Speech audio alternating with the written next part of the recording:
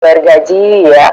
Karena bayar gaji itu kan kasnya keluar, nah itu kita catat juga dalam jurnal khusus pengeluaran kas. Atau membeli alat tulis kantor, ATK ya, itu juga kita catat dalam jurnal khusus pengeluaran kas, seperti itu.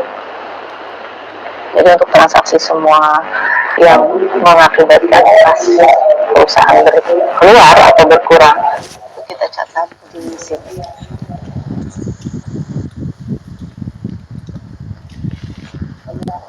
Untuk jurnal pengeluaran kas seperti ini.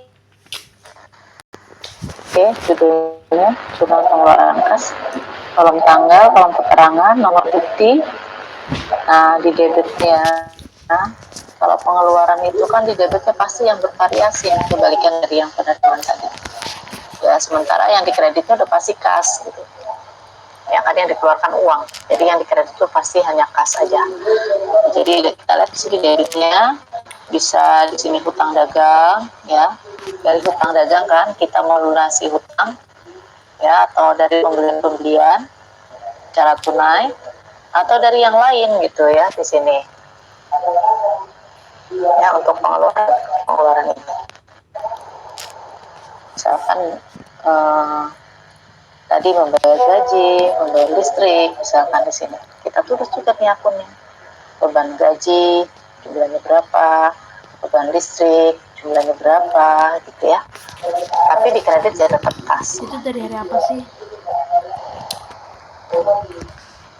Nah, berikutnya buku besar pembantu. Buku besar pembantu atau subsidiary ledger ya. Subsidiary ledger ini merupakan perincian dari rekening buku besar. Rekening buku besar yang dirinci ke dalam rekening pembantu dinamakan rekening kontrol. Rekening-rekening buku besar yang ada pada suatu perusahaan tidak seluruhnya perlu dirinci. Jadi hanya beberapa saja ya. Minimal yang tadi, yang 4 tadi ya. Nah, ini yang beberapa buku besar yang perlu dirinci ya. Yang artinya yang perlu kita buatkan buku pembantunya. Ya, buku besar pembantunya perlu kita buat.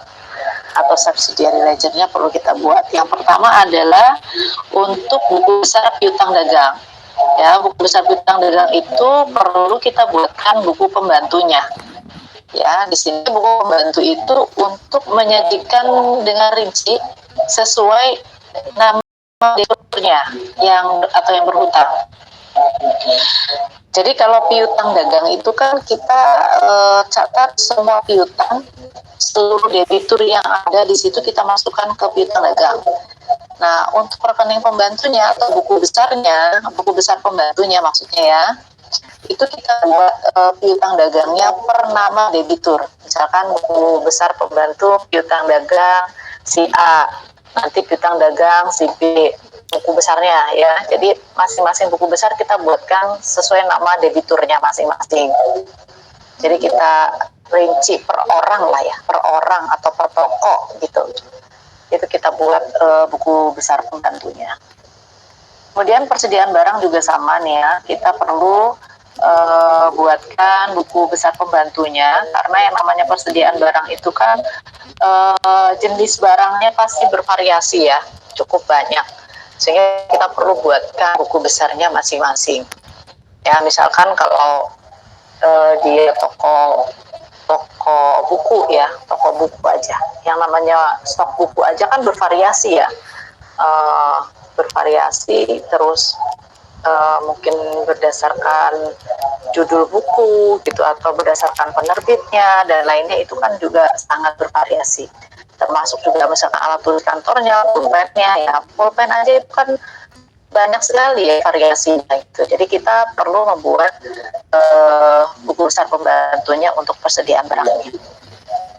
Kemudian hutang dagang juga sama ya, perlu kita buatkan buku besar pembantu hutang dagang dirinci sesuai dengan nama krediturnya, sesuai nama krediturnya. Kita buatkan buku besar pembantu hutang dagang. Mesin-mesin juga ini sama, kita perlu buatkan buku besar pembantu ya, berdasarkan jenis mesinnya ya.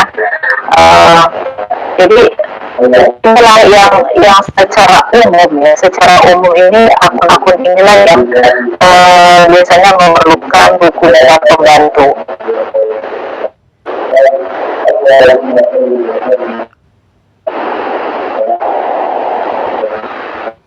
Nah, bagaimana pencatatan dalam buku besar pembantu atau subsidiary ledger ini? Ya, misalnya di sini kita ada transaksi ya, kalau kita lihat situs akuntansinya, ada transaksi kita catat dalam jurnal kan ya, pertama kita umum, kemudian kita posting ke buku besar. Nah, kalau untuk buku besar pembantu kita bisa buatnya di sini. Jadi ketika ada transaksi kita langsung bisa catat ya ke dalam buku besar pembantu di sini. Ya, kemudian nanti akan kita cocokkan dengan buku besarnya di sini.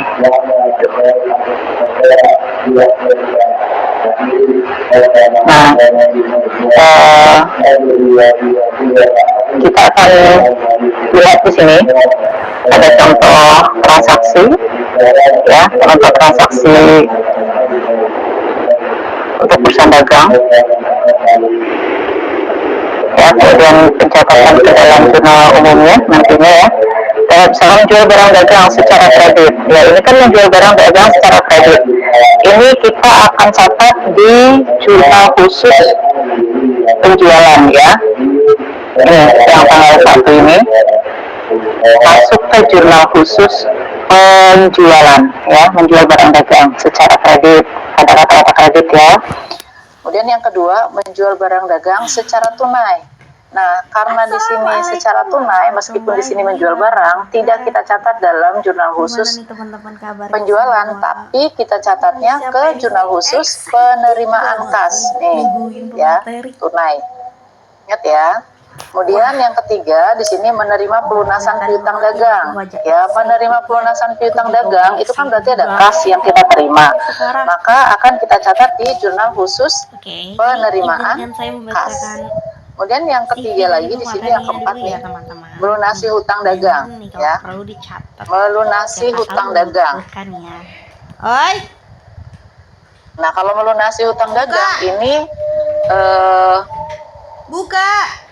kita catat dalam jurnal khusus pengeluaran kas ya, karena kita melunasi hutang. Kemudian yang tanggal 4 ini membeli barang dagang secara kredit. Membeli barang dagang secara kredit, maka kita catat dalam jurnal khusus apa nih? Jurnal khusus pembelian ya, karena dia membeli barang. Kemudian tanggal 15-nya membeli kebutuhan kantor, alat tulis kantor secara tunai. Nah, walaupun di sini membeli ya, ingat, tapi dilakukannya di sini secara tunai, maka kita catatnya pada jurnal khusus pengeluaran kas. Kemudian tanggal 20, menjual barang secara kredit ya, menjual barang secara kredit. Ini kita akan catat ke dalam jurnal penjualan ya, jurnal khusus penjualan di sini. Kemudian tanggal 21, membeli barang dagang secara kredit ya, membeli barang secara kredit kita akan catat pada jurnal khusus pembelian. Tanggal 25, menjual barang dagang secara kredit. Ini juga menjual barang secara kredit kita catat dalam jurnal khusus penjualan. Kemudian tanggal 27, menerima bunga dari Bank BBD atas deposito ya, menerima bunga. Berarti ada kas yang masuk kan? Kita catat dalam jurnal khusus penerimaan kas. Tanggal 30, membayar gaji bulan Januari ya, ini kita catat dalam jurnal khusus pengeluaran kas. Nah, tinggal kita masukkan aja nih dari masing-masing ini ke dalam jurnal khusus masing-masing tadi. Oke, kita coba lihat di sini, misalkan jurnal khusus penjualan nih. Jurnal khusus penjualan itu kan yang pertama tanggal 1 ini ya, menjual barang dagang secara kredit 2.500.000 pada toko A. Ya, menjual barang dagang secara kredit 2.500.000 tanggal 1 ke toko A. Berarti di sini kita masukkan ya jurnal khusus penjualan tanggal 1, keterangannya ini penjualan ke toko A. Nomor fakturnya misalkan di sini ya, folionya karena di sana nggak ada dokumen lain ya, jadi kita kosongkan. Nah, jumlahnya 2.500.000. Ya, ini jurnal khusus penjualannya, dan kita buatkan ke buku pembantunya. Buku pembantu piutang dagang toko A. Nah, yang kita sebut tadi sesuai dengan nama masing-masing debiturnya ya. Nah, ini toko A tanggal 1 itu di debit 2.500.000. Nah, seperti itu ya. Kemudian kita juga misalkan catat lagi menjual barang dagang secara tunai. Menjual barang dagang secara tunai, berarti ini kita akan catat dalam jurnal khusus penerimaan kas ya. Jurnal khusus penerimaan kas ini, tunai 1 juta tanggal 2. Jurnal khusus penerimaan kas, coba kita lihat. Jurnal khusus penerimaan kas. Nah, ini ya. Jurnal khusus penerimaan kas tanggal 2, ada penjualan tunai ya, nomor buktinya misalkan 0201. Di debitnya kas gitu ya, di debitnya kas 1 juta ya, karena kita menerima. Kemudian di kreditnya itu tadi kan dari hasil penjualan ya, penjualan secara tunai ya, kita isinya di kolom penjualan ya. Kalau misalkan kita nerima kasnya dari pelunasan piutang, nanti kita isinya di kolom sini gitu. Jadi tergantung dari transaksinya ya. Kemudian tanggal 3 menerima pelunasan piutang ya, menerima pelunasan piutang dari toko Y. Ini juga masuk ke jurnal khusus penerimaan kas ya. Penerimaan kas tadi yang mana? Jurnal penerimaan kas nih tanggal 3-nya nih, pelunasan dari toko Y ya, tanggal 3 di debit 1.500.000 karena kita menerima uang dari pelunasan piutang. Nah, di kreditnya ya kita isi di kolom piutang ini yang 1.500.000. Nah, cara seperti itu ya kita catat ini ke dalam jurnal khusus dan kita posting ke buku besar pembantu bagi yang akun-akun yang memerlukan buku pembantu. Misalkan tadi buku pembantu itu terkait dengan kalau ibu kembali ke sini, nah ini yang memerlukan buku pembantu ya, transaksi piutang ya, buku besar piutang, persediaan, utang, dan mesin.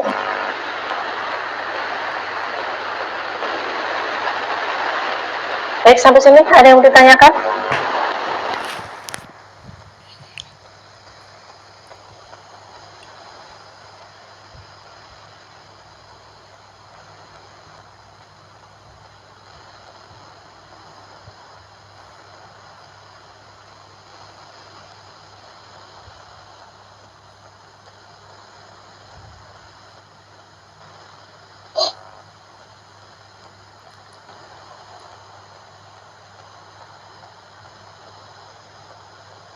Ya, jadi nanti semuanya dimasukkan ke sini ya, piutang dagang toko A, kemudian toko Y, toko X, tergantung dari transaksinya nanti ya. Kemudian di sini ada buku besarnya, ini buku besar ya, buku besar piutangnya, penjualannya sorry. Buku besar penjualannya itu nanti akan sama dengan nilainya dengan jurnal khusus penjualan. Jadi kalau di jurnal khusus penjualan nanti total penjualannya kalau sudah dimasukkan semua itu 6.750.000, dan kalau kita buat kita pindahkan ke buku besarnya ya, kita pindahkan ke buku besarnya jadi seperti ini dengan 6.750.000. Kemudian kalau jurnal pembelian ya, untuk jurnal pembeliannya ya, ini jumlahnya 3.750.000 di sini. Ini kok garis-garisnya pada hilang ya, jadi ini untuk hutang dagang ya. Jadi buku besar hutang juga harus kita buatkan buku pembantunya ya. Buku pembantunya itu per nama kreditur di sini ya. Kemudian jumlah penerimaan kasnya ya, penerimaan kasnya ini totalnya 2.700.000 ya. Kemudian piutang dagang totalnya 1.500.000, penjualan 1 juta gitu ya, pendapatan bunganya 200. Jadi kalau sudah kita masukkan semuanya seperti itu. Nah, ini buku pembantu piutang dari toko A, toko Y, toko X ya. Terus ini buku besar kasnya ya, buku besar kas, piutang dagangnya. Jadi nanti dapatnya seperti ini kalau kita sudah buat satu-satu buku besarnya.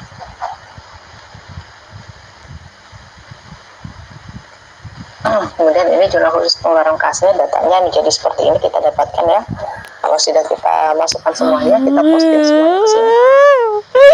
Kenapa di dunia ini harus ada Ya, akuntansi? hutangnya jadi 500 ya, belum ada yang untuk pembelian. Kemudian di rekening lain-lainnya ada pembelian alat tulis kantor dan biaya gaji nih. Sehingga di kreditnya ini kas. Ada 500, ada 50 dan ada 250. Totalnya 800 kreditnya, sementara debitnya 500 ditambah 300.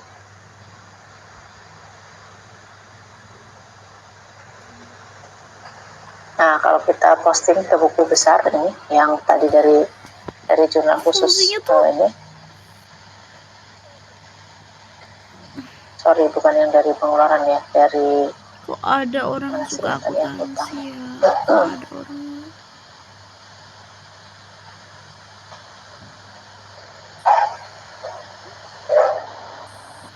yang dari sini, yes. Ya, yang dari sini, dari penjualan ya, piutang dagang di sini. Nah, kita buatkan buku pembantunya di sini ya. Toko A, toko Y, toko X. Ya, toko A, toko Y, di sini ada toko X juga. Nah, untuk jurnal pengeluaran kasnya seperti itu. Ya, ini untuk buku besar pembantu hutangnya ini PTB dan PT BCA. Dan kalau kas itu bukan buku pembantu ya, tapi dia langsung buku besarnya aja. Hutang dagang, buku besar hutang dagangnya ini ya, tapi kalau kita buat buku pembantunya yang seperti ini. Kemudian ya ini. Oke, jadi sekali lagi untuk transaksi seperti ini kita catat dulu ke dalam jurnal khusus ya, dan ke dalam jurnal khusus, terus kita posting juga kalau yang transaksi yang memerlukan buku besar pembantu kita masukkan ke dalam buku besar pembantu, dan yang tidak perlu buku besar pembantu ya langsung kita catat dalam buku besar seperti biasa aja. Oke, sampai sini silakan ada yang ditanyakan. Kalau tidak ada, Ibu akan absen ya.